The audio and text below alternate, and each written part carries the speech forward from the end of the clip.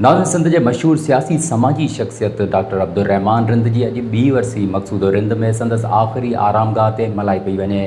उन हवाले सां ॾिसूं था ख़ैर मोहम्मद रिंद जी ही रिपोर्ट। मशहूर सियासी समाजी शख्सियत गरीबन मिस्किनन जो हॾ ॾोखी सॼी ज़िंदगी सिंध जे हक़नि लाइ जिदोजहद कंदड़ डॉक्टर अब्दुल रहमान रिंद जी ॿी वरसी सादगी सां मल्हाई वई।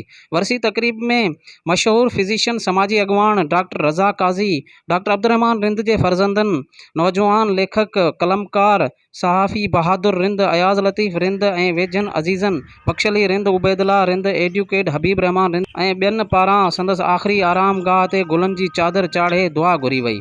जॾहिं त सिंधी अदबी संगत शाख मक़सूदो रिंद जे अॻवान शफ़ी मोहम्मद डाहिरी पारां शेख अयाज़ जूं वायूं पढ़ी खेसि भरपूर भेटा पेश कई वई।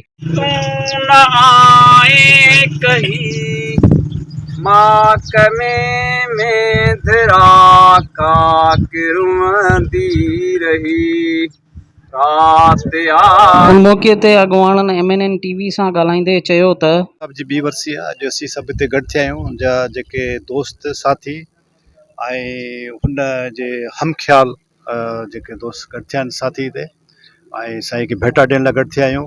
ऐं अॼु साईं खे जेको आहे सो यादि कंदे असां इहो तय कयो आहे त सेप्टेंबर में सेमिनार कंडक्ट थींदो साईं रहमान खे जी यादि में। ऐं उन ॾींहं ते असां जेको आहे इहो साईं जे लाइ हिकिड़ो लाइब्रेरी जो ऐलान कयो आहे, हिन मक़सूद जेका असां ठहंदी। ऐं अॼु बि असीं जेको आहे यादि करण जो मक़सदु इहो आहे कि उन जे पैगाम खे जेको आहे सो आम कयो वञे। रहमान असांजो दोस्त हो, इलाइक़े जो गॾु पढ़ियासीं असां, क्लास फेलो हो मुंहिंजो। तमामु घण पासाई शख़्सियत हो, हुनजी हाणे केतिरियूं ॻाल्हियूं कजनि, दोस्तनि ॻाल्हायो आहे। तमामु कामरेड टाइप माण्हू हो, इंसान दोस्त माण्हू हो। असां 6 खां वठी मैट्रिक ताईं क्लास फेल रहियो मुंहिंजो। हुनजा इलाही ॻाल्हियूं आहिनि, हाणे कहिड़ियूं वेही सावड़ियूं कजनि। अॼु न ओताकनि में संधी जोगन जोड़, सारे सनासिन खे खामी थियसि खोड़, मन जनी सी मोड़ से लाव थी लॾे आ। डॉक्टर साहब हर माण्हूअ सां ईअं पेश ईंदो हो ॼण त उनजो पंहिंजो घर जो भाती हुजे। जॾहिं बि डॉक्टर साहब वटि वञणु थींदो हो त हुनजी तमामु हिकिड़ी ख़ुशि इख़लाक़ी खूबी इहा हूंदी त हू हर माण्हूअ सां, कहिड़े बि क़िस्म जो माण्हू हुजे, उन सां मज़ाक तौरु ॻाल्हाईंदो ऐं उनखे माना खिलाईंदो। भले कहिड़ो बि माण्हू गमगीन हुजे त उनजो गम बि दूरि थी वेंदो ऐं हू माना पंहिंजी हिकिड़ी अहिड़ी शख़्सियत हो जंहिंसां उहो सुगंध हिकिड़ो महसूसु थींदो हो।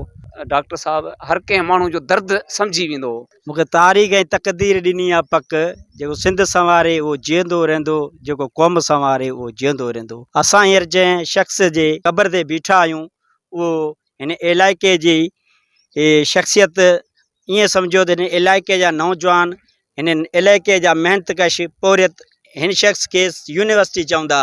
उहो उन लाइ त पूरे क़ौम या का जदोजहद हुजे, उन में पहिरियों किरदारु साईं डॉक्टर साहब जो हूंदो।